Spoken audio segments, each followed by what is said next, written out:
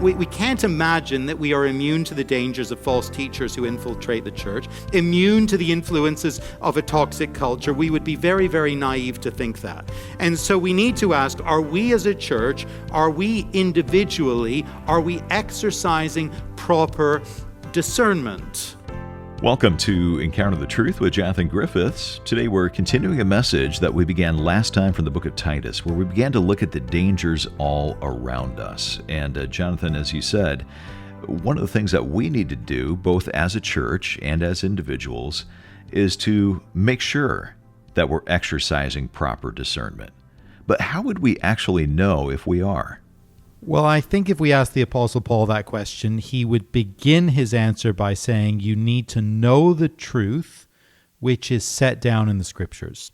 So if you want to be able to discern truth from error, legitimate, authentic Christian teaching from falsehood, and there's plenty of falsehood around the place, of course, you need to know the Bible, because God has given us his word that we might know him and know truth. I think that's the starting place.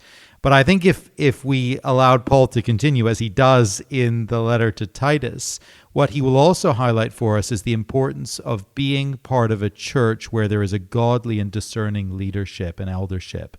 And if we're just go-it-alone Christians trying to find our way in the world, we are vulnerable. We need to be part of a church where there is faithful teaching and godly leadership. And that's a protection for us. That's God's design for the believer.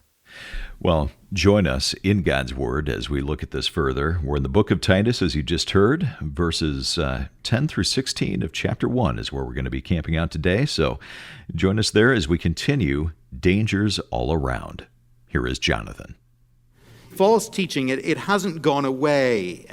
And that takes us back then to the godly elders of character and conviction that we thought about last time. These elders need to be ready to take active steps to protect the church, to silence these ungodly influencers. They need to be silenced because people like this can cause immense trouble. That was the case in Crete. They were upsetting whole families or whole households, and that could be family units or even house churches. They're upsetting them by teaching for shameful gain what they ought not to teach. Now, that shameful gain could be the gain of money, as we spoke about just a moment ago, or it could be the promotion of another self-serving agenda. Boosting their own personal reputation, flattering their ego by building a following, a kind of narcissism, or it could be about sowing discord, driving a wedge through the fellowship, seeking to break off a faction. Whatever the agenda is, whatever the shameful gain, it is shameful. And the elders need to be on the lookout. They need to be ready to do that unpopular, painful work of silencing such people, putting a stop to their activity. And that takes courage, doesn't it? But how very, very necessary that is. Now, we might at this point pause and just ask why. Why this obsessive concern with sound teaching and with shutting down the false teaching? Why not just leave it be and let people form their own opinions and kind of self-regulate in this? You might be actually listening in here as someone who is not a Christian. You're just trying to figure things out, get a sense of what it is we're about here. And perhaps you're slightly rolling your eyes at the thought of these Bible people getting so upset at the thought of some alternative ideas doing the rounds. Why not just live and let live? I mean, come on, relax a little bit here. Well, the reason this matters, the reason Paul cares, and the reason we care, it's simply this. False teaching is deception, verse 10. False teaching upsets people in their faith, verse 11. Whole households, whole house churches are being upset here, being disturbed in the foundations of their faith. And Paul knows, and we know, that nothing matters more than a person's faith in Jesus Christ. There's nothing more precious. The very best thing we can do for anyone is to help them trust in Jesus and find life in his name, life eternal. And the worst thing we could ever do to harm someone is to disturb a believer's faith in Jesus or to allow someone else to disturb it. Eternity rests on true gospel faith. This isn't, about personal preference or a kind of lifestyle choice. This is about heaven and hell. This is about eternal gain and eternal loss. This is about joy, and this is about suffering. It is about life, and it's about death. Nothing matters more than this. And so Paul says, going back to the false, ungodly teachers, these insubordinate people, such people must be silenced. The church is at risk from ungodly false teachers. It's at risk next from a toxic culture, and that's verse 12. One of the Cretans, a prophet of their own, said, "Cretans are always liars, evil beasts, lazy gluttons. This testimony is true." Cities and communities do develop their own character and their own reputation over time, and some generate a bad name for themselves that they find hard to shake.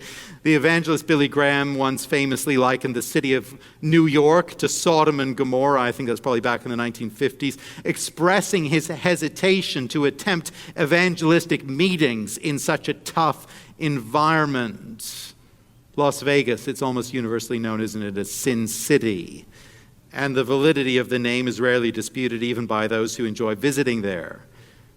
In the ancient world, the island of Crete was notorious for its low standards of ethics and of conduct. A source from the 3rd century BC says this, and I quote, "Cretans are thieves from way back, pirates.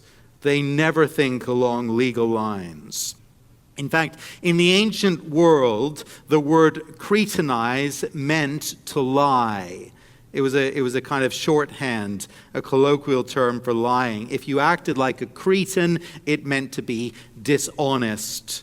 And of course, then there is the prophetic saying that Paul quotes here in the passage, which evidently originates with a man named Epimenides from the 6th or 7th century BC. It affirms just how bad the island's reputation had been and for how very long it had been bad.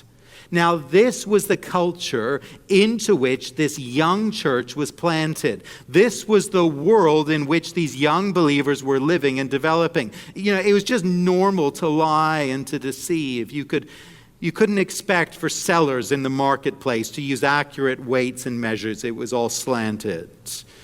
You couldn't anticipate a person in business to actually keep their word. You would always be on guard for fraud, for swindling, for being taken for a bit of a ride. It was a culture of lies. It was a culture marked by evil and beastly behavior, not dignity of conduct, respect for persons, civility, order.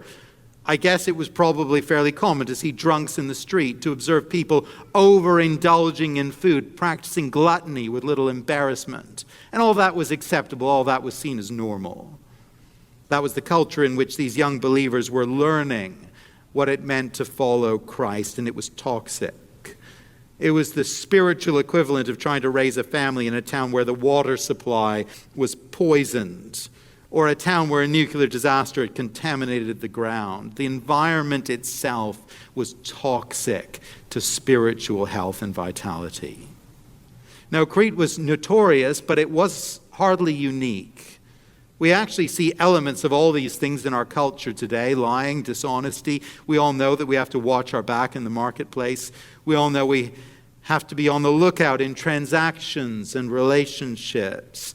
It's so easy to be deceived and defrauded. We're now entirely accustomed, aren't we, to picking up the telephone and expecting that the caller on the other end will be there to deceive us, to swindle us. Phone scams are so common that many of us are just cutting the phone line altogether. A landline is now more of a headache than it's worth. It's shameless, but it's so common. It's now unremarkable. Evil, beastly behavior. We only need to look on the news and read reports of gun violence in our communities, of lewd behavior, of gross immorality, laziness, gluttony. Those things have hardly disappeared, have they? Crete was a toxic culture, and in many ways ours is too. I don't think I need to do too much work to convince you of that. I think we know. A little while ago, a picture did the round in media and online of a copperhead snake, a venomous pit viper that was lying atop a bed of dry leaves.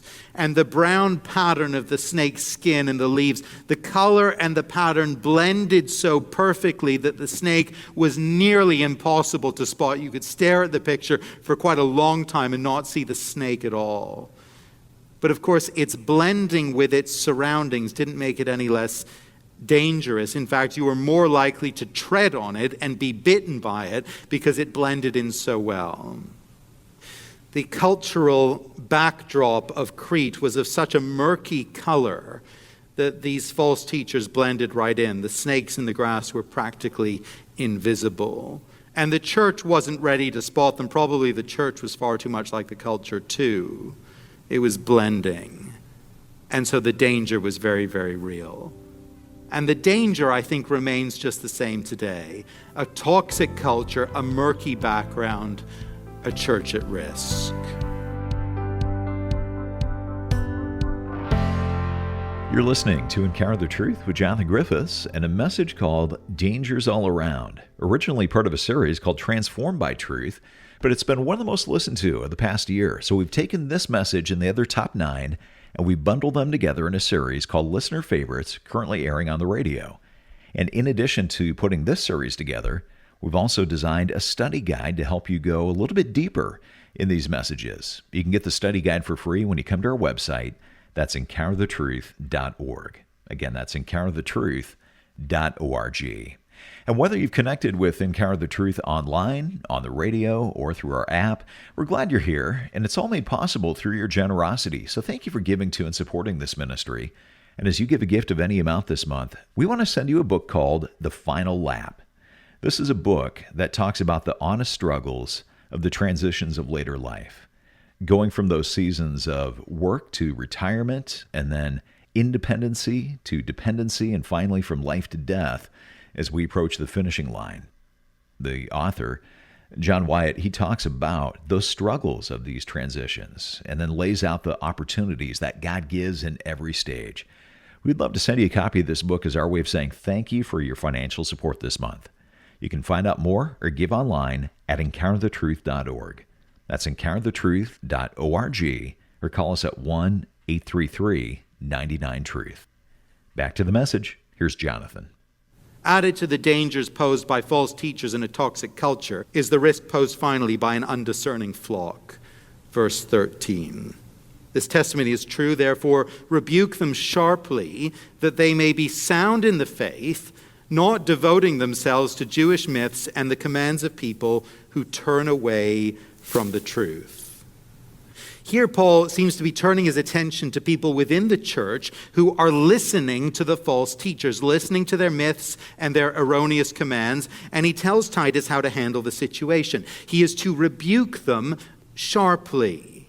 The present situation doesn't call for a gentle and a measured word of response. It actually calls for a sharp rebuke. And at this point, we kind of say, hey, now, Paul, that's not very pastoral. We want soft words and gentle speech. We want, an arm around the shoulder, kind encouragement, affirmation, comfort even. But a sharp rebuke, that's not what we're really looking for, Paul. But Paul insists this is exactly what's needed. And here's why. Some within the church family are actually listening to these false teachers, to people, verse 14, who have turned away from the truth.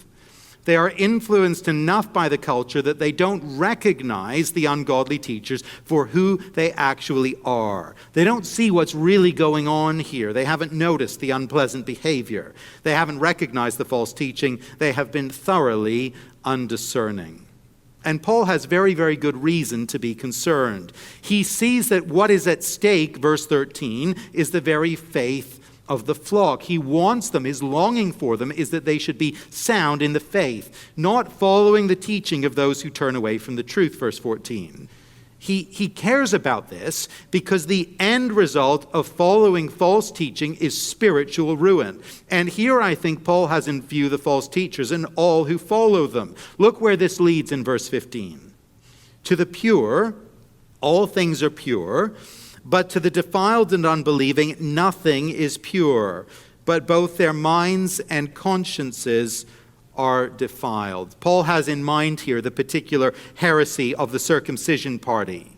They dealt, as you remember, in Old Testament law, and the idea that certain things under the law were either pure or impure on a kind of ceremonial level. And he's saying that those who have been made truly pure by the gospel of Jesus Christ, they don't need to worry now about which foods or objects are ceremonially pure or impure according to religious law. No, all of that is kind of out the window now because of Jesus and his fulfillment of the law. It's all been fulfilled through Jesus' life, death, and resurrection. The Christian is now free of all that. But if you buy into the myths of the false teachers, suddenly you're in the trap of worrying about these things again because you don't have the freedom of the gospel. The freedom of knowing that Jesus has made you clean by his blood. He's set you free through his death. People who have bought into the lie have defiled minds and consciences now because they've rejected the only message that will make them truly clean, the message of the gospel. And so comes this terrible verdict, and it's quite arresting, verse 16. They, the ungodly teachers and all who follow them in their error, they profess to know God, but they deny him by their works. They are detestable, disobedient, unfit for any good work. Ungodly false teachers who peddle lies from bad motives, the people who kind of undiscerningly follow them, they close the door on the gospel, they deny God by their behavior, and they demonstrate that they do not truly belong to him. And at this point, Paul, he just doesn't hold back. He doesn't say, teachers like this and their followers, they're sadly a little bit misdirected, a little, misguided. Regrettably, they are slightly confused. No, that's not what he says. Claiming to know God, but turning away from him in life and in doctrine, this is an ugly thing. Teachers like this and the disciples are detestable, disobedient, and that takes us back to the essence of sin once more. This is an ugly insubordination. They are unfit for any good work. There's not a kind of middle ground here where we find, a quiet role in the church for people like this. Perhaps, a lower profile role, but we just smooth it all over. We take them perhaps out of teaching Sunday school and we get them to help with some administration in the back office. Oh, no, there's not a way to sugarcoat this. Gospel denial by doctrine and life, it renders teacher and disciple alike useless for the work of the gospel. And remember, the stakes are very, very high here. Paul's message, we saw verse 2, it holds out the hope of eternal life. He will tell us later, chapter 2 and verse 11, that the grace of God in Jesus brings salvation to people. This isn't something that we trifle with. The gospel deals with issues of eternal importance, of eternal significance. And so seeing things with this clarity, Paul feels the urgency. This isn't a moment for quiet words, soft speech. This is danger. This is a crisis. This is a time for sharp rebuke. Now, at this point, we've got to kind of stand back and ask some hard questions. We can't imagine that we are immune to the dangers of false teachers who infiltrate the church, immune to the influences of a toxic culture. We would be very, very naive to think that. And so we need to ask, are we as a church, are we individually, are we exercising proper discernment? The discernment that is actually needed and called for. When impressive sounding teaching comes along, when impressive sounding teachers come along, smooth talkers, perhaps teachers who are a little bit kind of edgy, maybe a little unconventional, a little bit rebellious, and they capture our attention. How careful are we being to check their message, to look at their lives? You see, the sobering thing is that the people at Crete had Paul's agent there. They had Titus in their midst. They had the apostolic message from the apostolic agent. But they were drawn, many of them, to the false teachers instead. That's the shock here in the passage. They were ready to obey the commands, Paul tells us, of the infiltrators. It seems absurd, but it was actually happening. Are we checking what we are hearing against the apostolic message? Let me ask you, are you careful about the teaching you consume online, on radio, on TV, on podcasts? Do you give careful consideration to it to see if the speaker is of good reputation, of good character from all you know, if the message lines up with apostolic truth? The main protection Paul wanted to set up at Crete was a godly eldership. You remember that from last week, who could shield the church from teaching like this. And so our greatest protection in these things is to be part of a church with a godly eldership. And let me ask, is that your particular situation? Or are you kind of floating, maybe visiting, listening in as a kind of sole agent, flitting from teacher to teacher, from church to church? Be careful if that's what you're doing. Because the leadership structure of elders in the local church is there for your protection. Each one of us needs to be part of a healthy, well-led, biblically led local church. If you're new to Christian things, if you're exploring Christian things, ultimately, this is where you need to land, in the safety of a biblically structured local church. And for those of us within the local church, can I say how important it is to take seriously the protection of the elders over the teaching of the church, not to kind of brush that aside when there is a choice as to whether a resource would be used or a speaker would be welcomed, when there is direction from the elders on a matter of doctrine. It could be easy to dismiss their direction as, a little bit narrow-minded. We know they're a little bit fussy. They're a little bit restrictive, nice guys, but a bit judgmental. Clearly at Crete, not everyone was actually willing to listen to Titus. But there is safety within the local church and under the eldership, the leadership that God has provided. Are you being discerning in that way? And am I? The perils are very real. False teachers, a toxic culture. The stakes, they're very, very high. It is a matter of truth and deception, of purity and defilement before God. It is a matter of faith and of loss. It is a matter even of life and of death. May God make us discerning and keep us safe, sound in the faith, grounded in the truth. Jonathan Griffiths here on Encounter the Truth, wrapping up our message, Dangers All Around. And if you missed any part of today's broadcast or you want to go back and listen again, you can do that at our website. Just come to encounterthetruth.org. Well, Encounter the Truth is able to be on the station because of your financial generosity. Being listener-supported, we do depend on hearing from you to keep Jonathan's teaching on the station. And as you give a gift of any amount this month, we want to send you a book called The Final Lap, written by John Wyatt. And Jonathan, why do you think that this book is going to be useful or helpful? Well, John is really trying to encourage Christian people to think carefully about the final stages of life and the retirement years as well, and to be prepared for navigating that season of life as believers. Retirement and old age will come upon us eventually if the Lord gives us those years, and not many of us give a whole lot of thought to what it looks like to live well through those seasons of life and to trust the Lord through the ups and downs of those years and those decades. And John's book is designed to help us think through those things well. And for some listeners, that will be, well, you are retired, or you are living through old age, and the Lord's given you the blessing of those years. And I think this book will be a real encouragement to think through what it looks like to be a faithful believer in that season of life.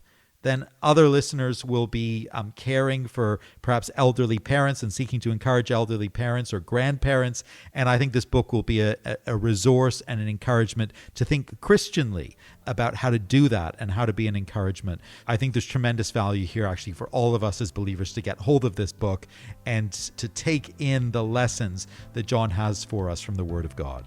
Well, it is called The Final Lap, Navigating the Transitions of Later Life, written by John Wyatt. Our thank you gift to you is you financially support Encounter the Truth this month. You can call and give over the phone at 1-833-99-TRUTH or go online to encounterthetruth.org. Again, our phone number is 1-833-998-7884 or encounterthetruth.org. You can also write us at Encounter the Truth, 2176 Prince of Wales Drive, Ottawa, Ontario, K2E0A1. Or in the U.S. at Encounter the Truth, 215 North Arlington Heights Road, number 102, Arlington Heights, Illinois, 60004. For Jonathan Griffiths, I'm Steve Hiller. Thanks for listening, and I hope you'll join us next time.